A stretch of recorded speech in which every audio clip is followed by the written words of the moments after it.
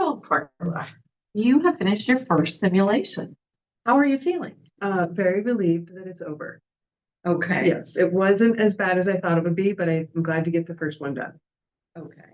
Um, can you tell me some of the things you think you did well in this scenario? Or simulation? Yeah, I think I did well communicating with the patient and asking about his pain and why he's concerned about PT. And then I think I did a pretty good job on my assessment. I haven't thought of anything I missed yet, although you may tell me different. Um, but yeah, I felt pretty comfortable with my assessment. Okay. Um, are there any things that you were able to do today that you didn't think you'd be able to do because you were nervous?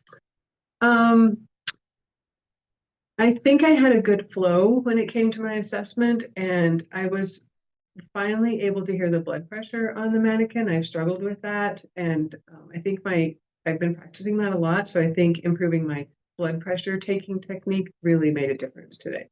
Good. Can you give me just a basic recap of what this situation was for your patient? Yeah, it was a 75-year-old patient who had just had a knee surgery or hip surgery 3 days ago and was now back in long-term care. During the sim, I kind of got nervous and forgot if he was a resident or if he was just there for rehabs. So I forgot that, but I think he is a resident and he's come back. So I was basically just going in as the student doing my shift assessment and a pain assessment and making sure he'd be ready for physical therapy later in the day. Okay, good. That's a good recap. Did you have any concerns as you assessed this patient? Yeah, I was a little bit concerned with his lung sounds. He had crackles in his bases, and he really was not doing very well on his IS at all. And I would think after spending 3 days in the hospital, he would be doing better with that. And his lungs really should have sounded better than they did at this point. So I would really encourage him to get up and get moving as soon as PT gets him started and really working more on his IS so that he doesn't get pneumonia. Okay.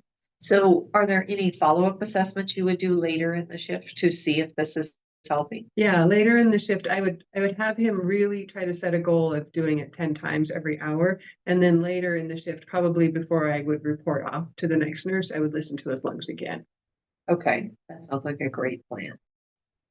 Are there any patient education points that you want to cover with this patient other than his IS? I think definitely pain and proper movement and then how to manage his pain. Like it's important that he understands that some pain is normal and to be expected, like a pain level of 3. I wasn't concerned about that, but he should also let us know if his pain is starting to get worse so it doesn't get out of control. So with your pain assessment, you ask him for a rating. Mm-hmm. Now, when you went through foundations, we talked about a full pain assessment. Are there any other parts of the pain assessment that you didn't cover? Yeah, there was a lot of the pain assessment that I didn't cover. I could have asked him about, to describe it a little bit more, the quality of it. Is it aching, throbbing, burning? Does it increase with activity? I could have gotten into that a lot more. Okay, that's true. You've done a really great job of giving a recap of what your patient situation was. You identified some things that you did well and areas you improved in, and you've also identified a few areas that you need to work on. That's exactly what we expect you to do in a debrief.